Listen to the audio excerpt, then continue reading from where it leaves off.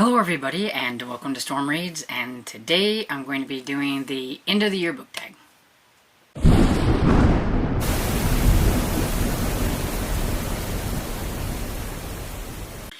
So I had forgotten about doing the end of the year book tag. I was going to do it earlier, and then I was like, well, it's kind of late now, but then I was tagged by Big Al Does Booktube, and so then I thought, well, I might as well just go ahead and do it then. I still think I can answer the questions fairly well, even though I think this is like something that normally people do at the beginning, like the end of September or the beginning of October and everything, but I'm just going to roll with it anyway. And sorry if you get the light thing going here. It's one of the things I hate about this time of the year is every time that I have time to film, it's always in the afternoon and we get the sun coming right here into my book space, and so just gonna have to live with it. So anyway, there's not very many questions. I think there's like 6 maybe or whatever, so this should be a nice short video, hopefully, if I don't ramble. So let's get into it. So the first question is, are there any books you started this year that you need to finish? Yeah, I'm gonna go with this one because I mean I know I'm gonna finish it, but I haven't like showed this one off in a while. So The Mysteries of Paris by Eugene Sue. Buddy reading this with my friend Nicole, and yeah, we're almost done. And we have it set to where we should be done in December. And so I'm not worried about not being able to finish it. We've been chugging along at this one. I can't say that I greatly enjoy it, but I am kind of interested to see how it ends. And there have been parts that I liked more than other parts, which when a book is this thick, I just think there's going to be parts that you're going to enjoy more than others. I do think the author tried to use this as a platform for talking about things that, you know, his like stances on a lot of different things, and he could get quite rambly about it and stuff, and I'm just like, moving on. I want to get back to what I want to read and not your like soapbox that you're on. So, but I still have that one. And then the next one is, do you have an Autometal book that transitions you into the end of the year? And the answer to that is no, because I don't read seasonally.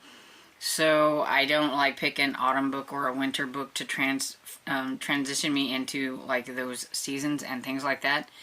I may read a certain type of book more in that season.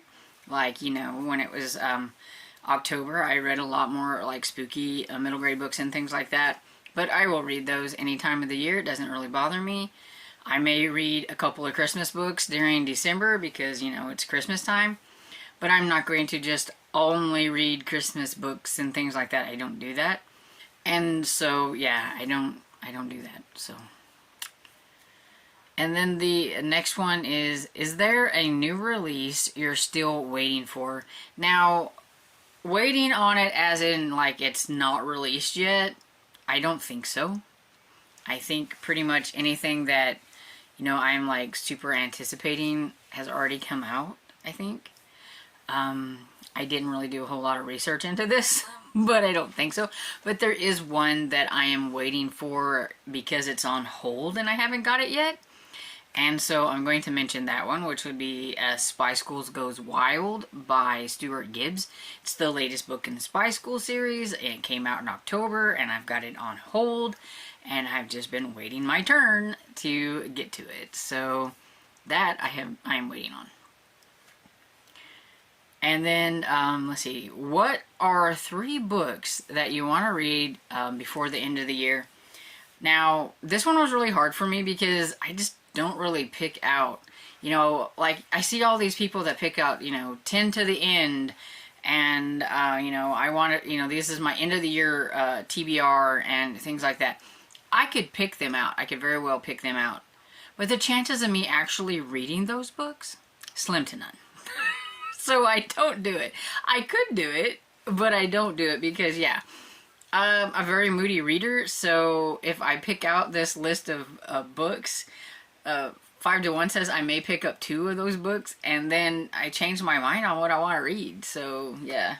But I did pick some. So I would like to get to the 4th Perry Mason. I've read 3 of them so far this year. And so I would like to fit in another one before the end of the year. And they're really short and everything. So I think it's definitely something that I could do.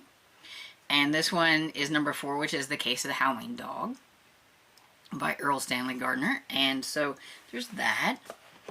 And I'm already probably going to read one of these in November, just depending on how things goes, but I really do want to read another Helen McGinness book, and so this is my choices, and you've probably seen them on my November TBR. I would like to get to at least one of these, and so I went ahead and put that on here because, you know, there is a chance that I might get to one of these in November.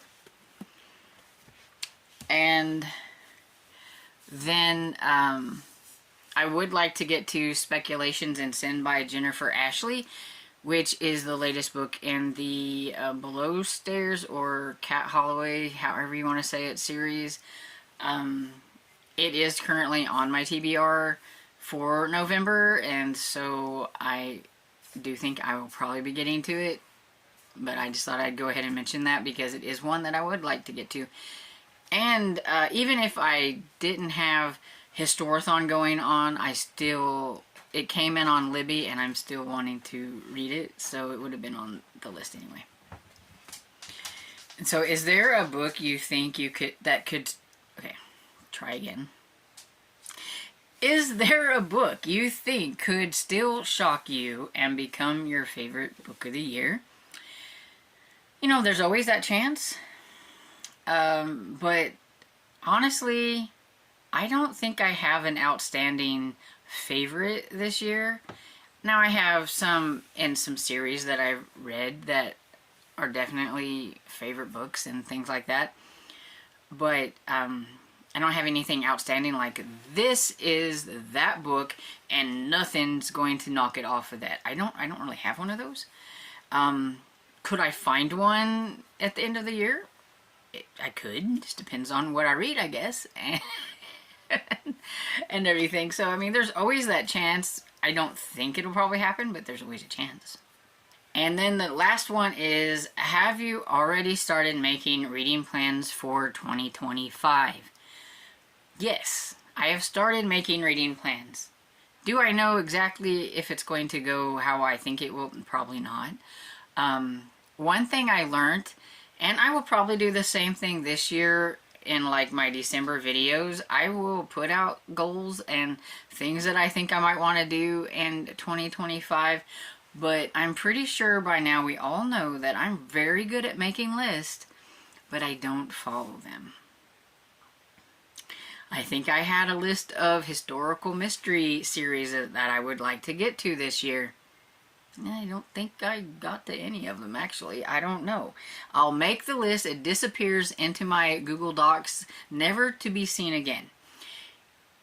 Next year, I do think I need to make the list and print it off, and then maybe put it somewhere where I'll be like, oh, let's look at this list. Because, yeah, that's the thing. I'm good at making lists. Just like I make TBRs. I make TBRs, but I don't follow them half the time. But it's fun to make. And they're kind of fun video content, and it gives people ideas of some books that maybe they've never heard of.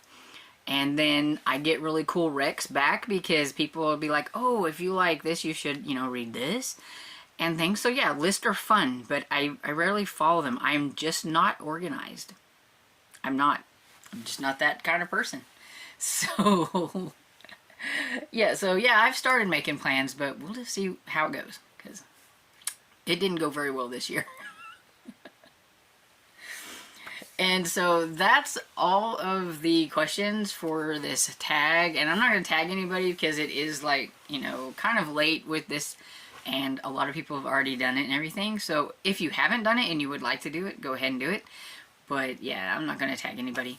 So anyway, I hope you enjoyed this video. And if you did, don't forget to hit that like button and subscribe. And I will see you all in the next video. Bye.